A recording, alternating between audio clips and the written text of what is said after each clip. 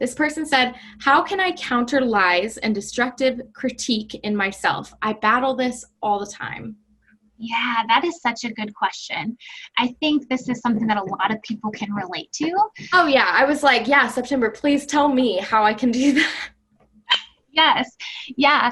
I wish I had like a little small answer for you, because I think it also kind of depends on what are those specific lies? What are those deceptions that are coming in your life? And where have they come from?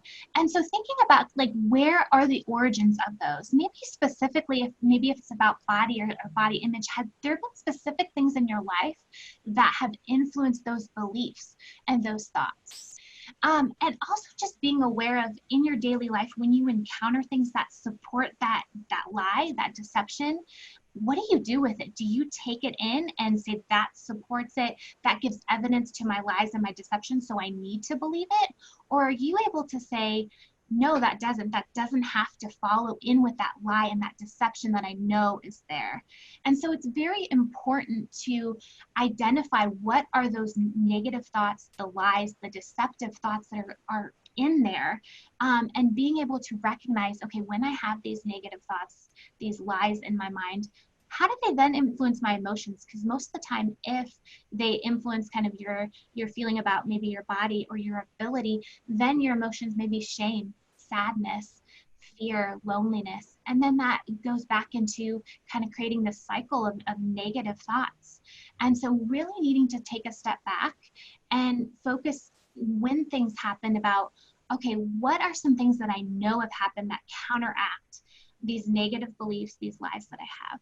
Because if you have really negative beliefs about yourself, you're going to take in information that supports those beliefs, because it's easier to do that than take in information that counteracts it or doesn't support it.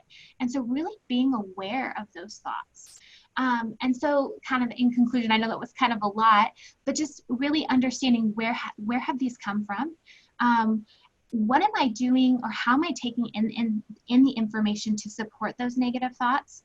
And when can I, and definitely take time to stop and notice positive things that are going on, helping them restructure that mind, those thoughts with it, rather than saying that those positive things aren't true. Yeah, I think like counseling is a very helpful thing in this kind of situation, just to be able to process with another person. I don't even, it doesn't necessarily have to be a counselor, although they are trained to be able to get to these roots and talk about them and give you practical tips. But I just think that not isolating yourself in those destructive thoughts and those lies is so important. And it's so helpful in processing and getting through that. Yeah, I definitely agree. At times it is helpful to seek like professional help and go to a counselor and talk through the lies and the deception, especially if there's like trauma or what's underneath those is really significant and it's hard to get through that on your own or like with a friend. But you're exactly right in having a sense of like community and not isolating yourself, sharing some of these lies and destructive thoughts that you have about yourself with a trusted friend, and having them support you as you tear those down and as you try to identify ways to look at it differently. Also, inviting the Lord to come in, using prayer as well. That can be helpful too. And also maybe there might be some other supports in your life that you can let them know, hey, I'm working on this.